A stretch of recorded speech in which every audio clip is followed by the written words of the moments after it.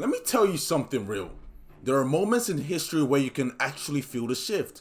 Not read about it later, not debate it on television. You could actually feel it.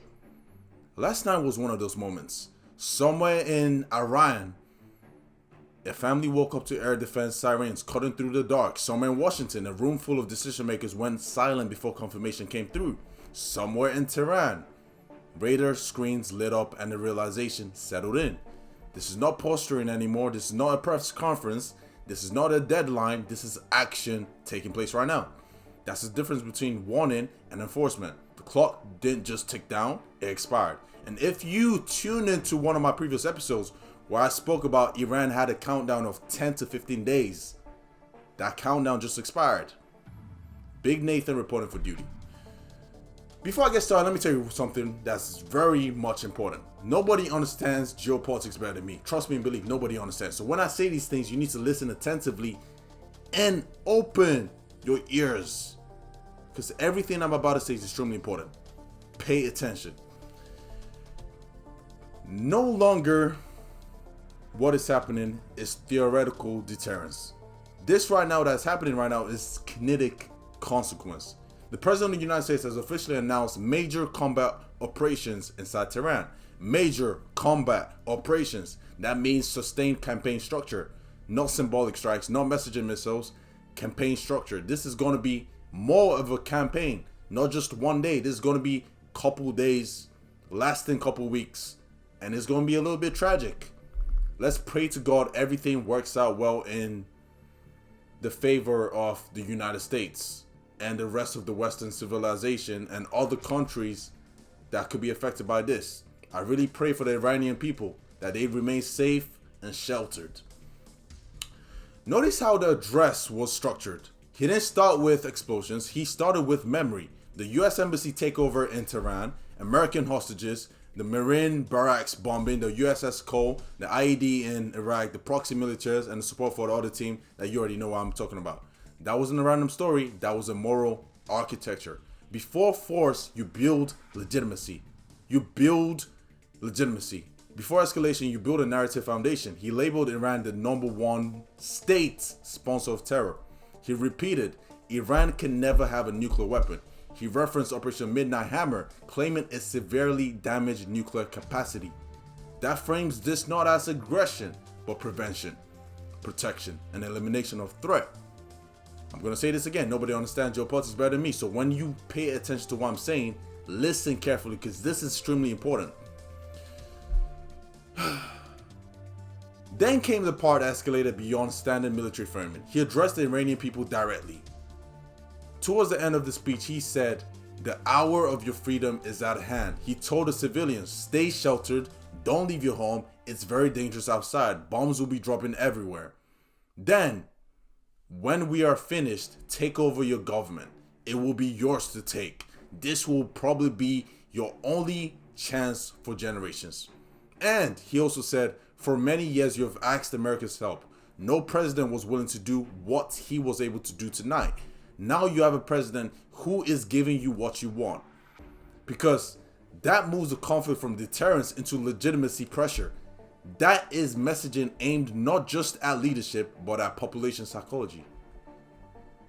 When you combine military strikes with civilian-directed messaging, you're no longer just degrading assets. You're applying pressure to political structure itself. But the question a lot of people ask is this. Why would he do this?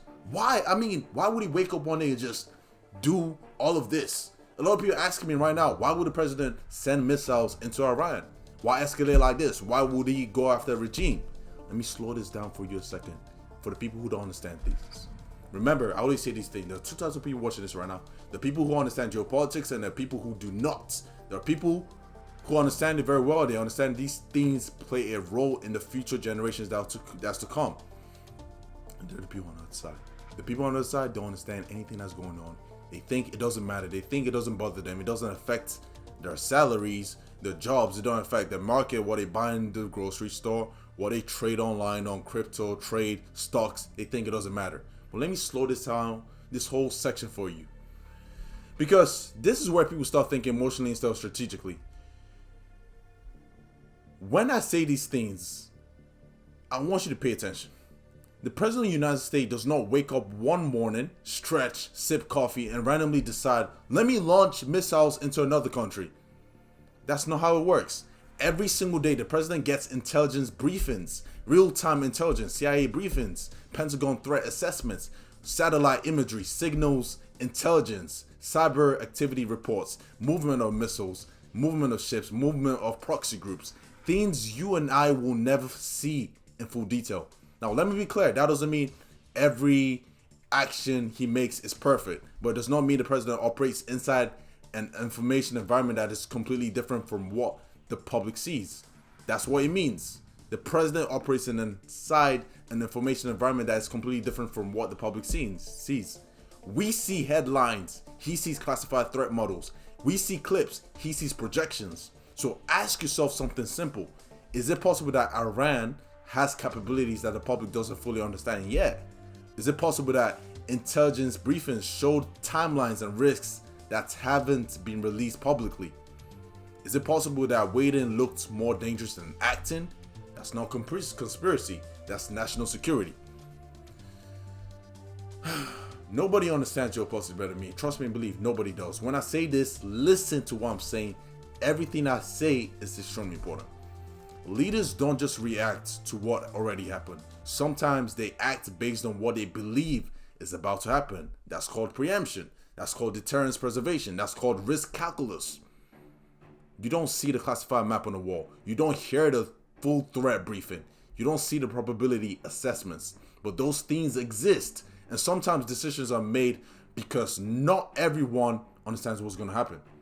Because something always happens that you don't see. The public don't see themselves. But decisions happen mainly because of this. Not because something exploded yesterday, but because something might explode tomorrow. Now here's the part people don't like. National security decisions are often made under uncertainty. Not certainty, under risk modeling, under projections, under if we wait, what happens? So before you jump out for conclusions, or jump ahead in line, this came out of nowhere. That's something somebody would say. You need to ask yourself this question. What did the intelligence show? What did the briefing say? What red line did the advisors believe was about to be crossed? Pay attention to what I just said. What red line did the advisors believe was about to be crossed? Presidents operate in classified rooms. We operate inside comment sections. Those are two different worlds. History will decide whether the decision was right, but don't assume missiles happen in any information vacuum. They don't. It happens with precise calculations that have to do with a foreseeable future. From Washington's lens, the objective is clear: destroy missile infrastructure, annihilate naval capacity, cripple proxy militaries, eliminate nuclear threat capability permanently. This is structural degradation, not cosmetic damage. Structural. He acknowledged casualties may happen. That signals this is not a one-night headline. This is a phased. Phases create momentum. Momentum creates consequence. That's why I said this whole thing could be a whole campaign lasting days or weeks. We don't know what the future is going to decide, but we have to pay attention and listen to what's happening on the news. Now let's flip the perspective for a second. If you're in Tehran's leadership circle tonight, what are you hearing? You hear missiles, you hear foreign rhetoric encouraging civilian takeover, you hear existential threat language. From this lens, this isn't defense. It feels like systemic destabilization. So what do? Escalate militarily, crack down internally, retaliate regionally, shut down dissent? Because regimes in survival mode do not think emotionally, they think structurally. And that's what we're watching right now, survival mode, on both sides, perhaps. Now let me ask you something serious. But before I get started, I want you to go to two videos that I made in the past, talking about Iran. Iran had a countdown that they ignored, the regime ignored. The countdown of 10 to 15 days, they ignored it. Do you believe there's a line in this world? A line that once it is crossed repeatedly stops being theory and becomes enforcement? Because lines exist in law, in life, in geopolitics. And when those lines are ignored long enough, consequences follow. The Iranian regime was given 10 to 15 days publicly. That was the line. That was the line. Now let me break this down in a way that everyone understands. You get a traffic ticket, you ignore it. You get a court summons, you ignore it. You get a final notice, you ignore it. You are given a deadline, you still ignore it. Eventually the system escalates. Not because it enjoys force, but because compliance failed.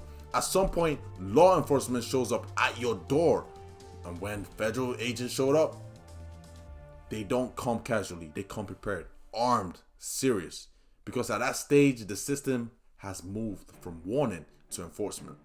But even then, there's still a choice. You can comply, you can surrender, you can de-escalate, or you can continue resisting. But every rung down that ladder removes another peaceful option. Bring it back to geopolitics. Sanctions were tried. Diplomacy was tried. Deadlines were issued. Warnings were public. When those are ignored repeatedly, deterrence begins to lose credibility. And when credibility is tested enough times, enforcement follows.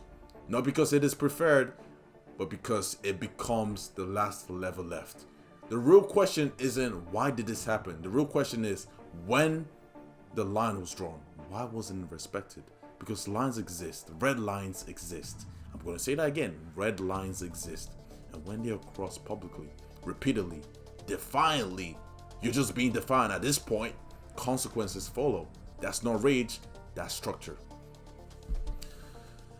But I'm going to say this one time so everyone understands. My opinion right now in this Iranian situation is not the most important.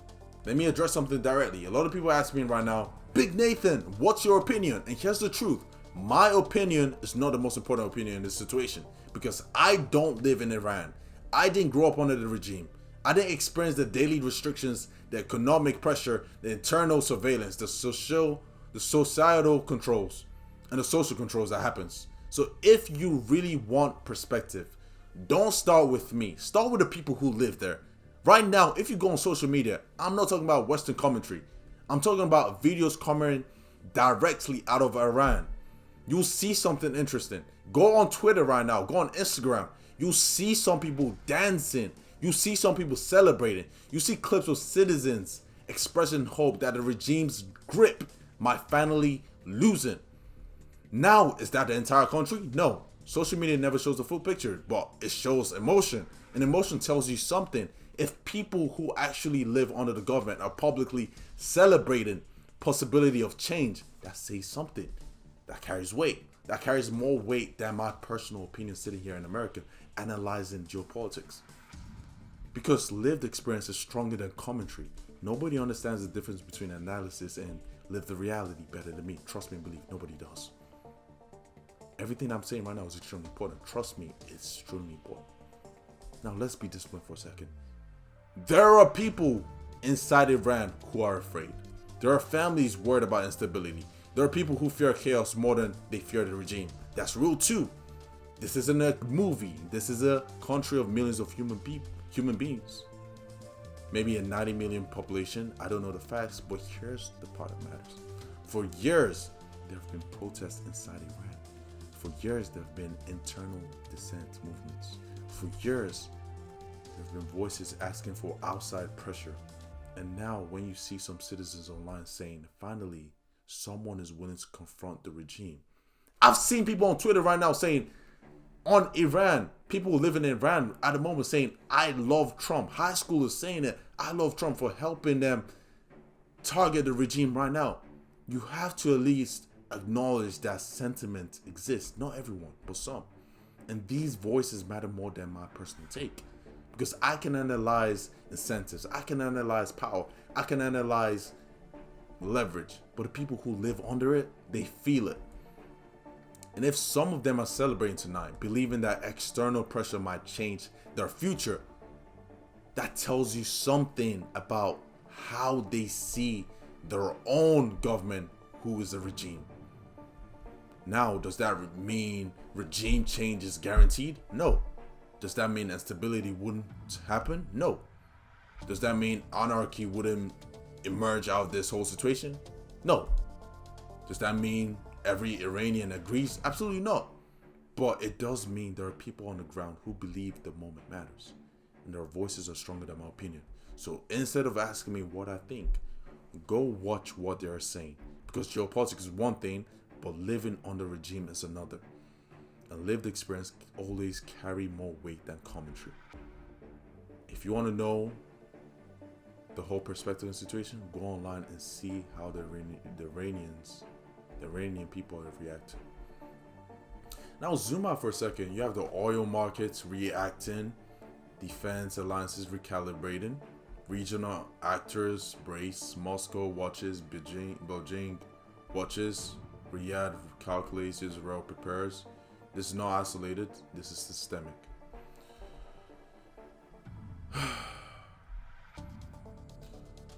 But we have a couple of hard questions to ask. Was diplomacy exhausted? Is regime change a goal or a leverage tactic? If instability happens, is there a transition plan? What does victory look like in a conflict structure like this? Nobody on television is asking that clearly. I am, because clarity beats chaos all the time. Iran's retaliation and the war question. Now let's talk about what happened after the initial strikes, because this is where things moved from warning to consequence. Once the United States and Israel launched major combat operations inside Iran, Tehran responded, not with a statement, but with missiles. Iran's Islamic Revolutionary Guard Corps confirmed it fired missiles at multiple US military targets across the Middle East in retaliation. One of the most significant targets was Bahrain. And let me explain this so it's clear. Bahrain is a small island nation in the Persian Gulf, right off the eastern coast of Saudi Arabia. It holds the US Navy 5th Fleet, one of the most strategically important American naval commands in the world. That base isn't symbolic, it's operational. It's regional command infrastructure, and Iran targeted it. Missiles were also reported targeting US or allied installations in Qatar, Kuwait, the UAE, and Jordan, countries that host American forces or logistical hubs. That's no warning shot, that's cross-border retaliation. When missiles are flying between sovereign states, when military bases are being hit, when airspace closes, when fleets reposition, at what point do we stop calling this escalation and start calling it what it is? Because let's be honest, when two states are exchanging sustained kinetic force, I'm going to say that again, sustained kinetic force, that is no longer diplomatic tension, that is armed conflict. Now, is it total war with ground invasions? No. Is it formally declared war? Not necessarily. But war does not always begin with paperwork. Sometimes it begins with missiles. Sometimes it begins with deterrence, collapses. And sometimes it begins with both sides believe they start to cross the line. And that's where we are right now. Iran retaliated. US bases were targeted. Regional allies were pulled into defensive posture that meets the functional threshold of war dynamics. And you already know nobody understands geopolitics better than me, so I have to explain this in a way that you understand. War is not always dramatic in its announcements. It is gradual in its ignition. And here's the dangerous truth. War is momentum. Once retaliation meets retaliation, the structure changes. Because when force replaces deterrence, when missiles replace negotiations, when credibility becomes the priority on both sides, you're no longer in theory. You are in war. And war reshapes everything that comes after it. Now the real question is not, has the war started? The real question is, how far does it go? How far does it go? What's going to happen in the future? I cannot tell you, but we have to see in the next coming days, the next coming weeks. I pray for the Iranian people, and I pray everyone stays safe and sheltered. But nevertheless, everything we talk about here is systems. If you are a business owner watching this right now and your phone rings and nobody answers, that's lost leverage, that's lost money, that's lost opportunity. That's why I built the AI receptionist, the system, the software that works and books calls instantly. It answers the phone calls instantly for your business and works 24/7 after hours when you're done working. It builds systems, stop leaking opportunity. Hit the link in the description and make sure you book a call with me. But let me end this above presidents, above missiles, above regimes, above leaders. You need to understand one thing. Leaders rise, leaders fall. Regimes change, regimes collapse. But Daniel chapter 2 verse 21 says this: He changes the times and the seasons. He removes kings and raises up kings. Nor Washington, nor Tehran, nor Moscow, he. Geopolitics feels permanent when you're inside it, but history shows something different. Power shifts, thrones change, and no ruler holds authority forever. So while nations posture and missiles fly, there is still a higher throne. Geopolitics is temporary, but God is sovereign. This has been Big Nathan. Why did I say Big Nation? This has been Big Nathan for Operation Pronto. I'm thinking about nations.